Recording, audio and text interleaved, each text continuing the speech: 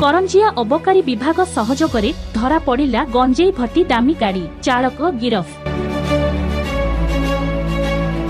गाड़ी रे शासन विभाग बोर्ड व्यवहार करी गंजेई चोरा चालाण हेउथिबा जानी एनसीबी भुवनेश्वर एक टीम सहित करंजिया अबकारी विभाग गतकाली अपराह्न 3 घटिका समय केन्दुझर जिला साहारपड़ा दे आसुथिबा बेले करंजिया देव नदीपोल निकटरू गाड़ी को अटकाई जांच करबा परे करंजिया अबकारी विभाग और एनसीबी टीम द्वारा धरा पड़िथिला। संगे संगे एनसीबी टीम और अबकारी विभाग कार को जबत करबा सहित गंजेई को मध्य जबत करी अबकारी थाना को आनिथिले। गंजेई ओजन करबा परे 171 केजी बोली जना पड़िथिला, जहार अनुमानिक मूल्य 20 लाख हेबो बोली जना पड़िछि एवं एथिरे व्यवहृत कारटीर मूल्य 22 लाख हेबो बोली जना पड़िछि। कार चालक जनक हेउछंती अनुगुल जिला छेंडीपदार राजेश कुमार साहू बोली जना पड़िछि। एने एनसीबी रे केस नंबर 10/25 रे एक मामला रुजु करी कार चालक को डाक्तरी परीक्षा करी कोर्ट फरवार्ड करी हाजत को पठैथिबा करंजिया अबकारी वाईसी श्रीनायक सूचना दैछंती।